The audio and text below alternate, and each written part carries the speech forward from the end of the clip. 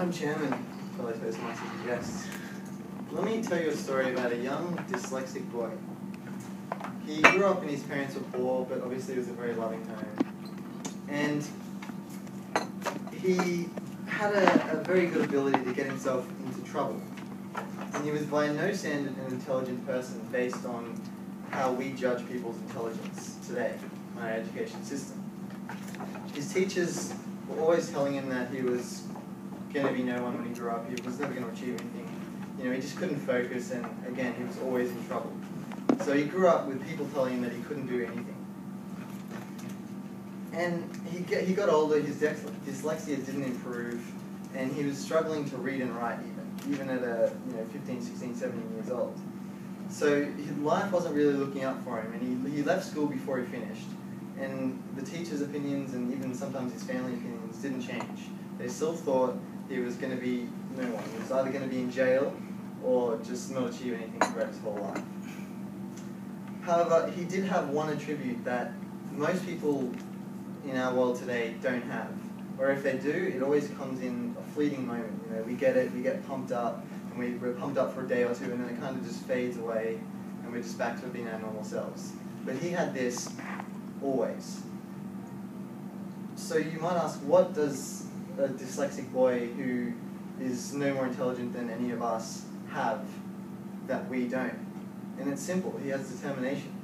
He has the desire and the determination to achieve things, to prove everyone else wrong. And it would be easy enough for him in his situation to just give up before he'd even started, before he'd even tried to do anything. It would have been easy enough. Many people have done the same thing in his situation. But he didn't. Instead, he started like a slew of businesses, even from a young age when he was at school. He was selling Christmas trees, like he was cutting them down and selling them at Christmas time. Or he was selling records out of his car boot.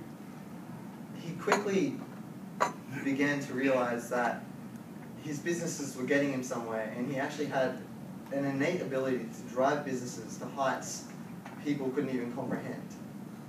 Today, we all know Sir Richard Branson. And this is that young dyslexic boy. And today, he still struggles to read and write. Yet, he's accomplished so much in his lifetime. And if you were to talk to his teachers, 50 years ago, he was not intelligent at all. And some may say he's still not intelligent today. But it's how we judge people's intelligence. It's what we base our intelligence on, which sometimes is not always correct. Now, I know you're all probably thinking, well, here Nick goes again on one of his rants about making lots of money and becoming successful, and I do it pretty much every speech I have, I believe. And some sort of conspiracy theory, but I don't have conspiracy theories today. That's fair enough. I won't actually be talking about making lots of money and becoming wealthy today. But instead I want to look at what does someone like Richard Branson have, and what makes him so different to the majority of people who don't really achieve anything, who just go through life doing what they do without achieving anything, sensational or doing what they want to do. What's the difference between him and I? When we're probably more intelligent on an IQ test. What makes him different to us?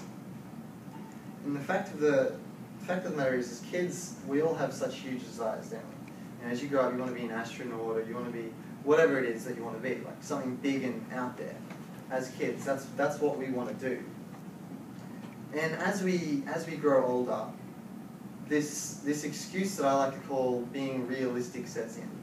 And to me, it is just an excuse, because we get older and more mature, so therefore we're wiser. And being an astronaut becomes impossible, or becoming, a billionaire, or whatever your lifetime goal is, becomes impossible because it's just not realistic. But then I remind you that there are astronauts in this world, and there are billionaires in this world, and anything that you want to do has already been achieved. So what makes it impossible for you? Having said that, we decide, well, it's too hard. It's hard to chase our goals and dreams. So we decide we'll get a 9-to-5 job, work 50 years, retire, and die. That's essentially the life of a normal person. It's pretty morbid, isn't it? But it's true. So what stops us from doing what Richard Branson does? What stops us from chasing our goals? Well, there's a few reasons, really. Sometimes we get embarrassed. We're scared of what people think of us. People like to judge, and we're scared of what people judge us on. if that's not your reason, then maybe you're just scared of failing. You don't want to admit that you can actually fail at something, so you just don't try, because if you don't try, you can't fail. And sometimes people are just downright lazy. And all of these issues are fixable, but most people, it's one of those three things. They're just scared of people's opinions, scared of failing, or they're just too lazy to actually go out and get what they want. And it's all natural human emotion, because what you think of me affects me. Because we all want everyone to think highly of us. And if old mate George thinks that what we want to do is impossible, then for some reason we take his opinion on board. But then George is divorced, he's not got a job, he's broke, he's got nothing for his life going for him. So what makes his opinion so important to us, when he clearly hasn't got any right to say what's impossible and what's not possible? His opinion is basically invalid. And so is most people's opinions on other people. It's just their opinion. We shouldn't take it so personally. Now moving back onto Richard Branson. He has a motto, and many of you may be familiar with it. He's written a book which is entitled Screw It, Just Do It. Now this is a fantastic motto to have in life, because going back to what makes him different, I think that makes him different from everyone. He just does it. Because if you look at his life, take a minute to look at what he's done, all of his accomplishments. He's been responsible for founding over 365 successful companies under the title of Virgin. He has started schools in Africa which teach young African people, it's an entrepreneurial school, they teach young African people to the basics of life skills and business skills. He doesn't just give them money so they can buy some food, he teaches them how to make the money so that they can buy the food themselves. So thousands of young Africans get out of poverty essentially by teaching them how to live and to do business. So he's not just handing money out as well, he's also a philanthropist in the terms of his teaching people how to live. And at the end of the day, it doesn't actually come down to how intelligent you are if you want to achieve something. It doesn't matter how intelligent you are or how much money you have. It just comes down to your willingness to pursue that goal until you get it. And that's where most of us fall short. We give up too quickly. Now you may be thinking, what gives you the right to come out here and tell me how to achieve my goals? You're only 20. Clearly, everyone here in this room is a lot older than I am, so you have more life experience. Well, the fact of the matter is I don't have any right to come out and tell you how to do anything in your life. I can only share with you my personal experience so far in my short 20 years, and also my observations that I've had on pretty much everyone I know, which is all I can really share with you. So every day I have goals of my own, obviously. I have big ambitions. And every day I struggle with going at those goals and ambitions and those things that I want to achieve in my life. Because it's so much hard work. It would be so much easier for me to just sit down, have a beer, watch some comedy, and think of some funny ways I could say some stuff at Toastmasters to make people laugh. I don't know, that's usually what I do with my time. So I've got to, at the end of the day though, you have to sit down and think, well, I'm only alive once. What am I going to do with my life that's going to make people remember me other than just he worked for 50 years, he was a hard worker, and then he retired? Like, that's not how I want to be remembered personally. I want to go out and achieve things. And I've come to the realization that if I just take the easy way and don't want to do the hard work and just go to work, then come home and watch TV, and then go to work, then come home and watch TV, I'll never get anything that I want to do achieved. I'll never achieve anything. I'll never be anyone that I want to be. Now, I'm only 20, and I do count myself lucky having this kind of realization at the age I am, because a lot of people go through their whole life not achieving anything and wondering why they're not achieving anything. But they think they're putting the effort in, but they're just putting the effort into working for someone.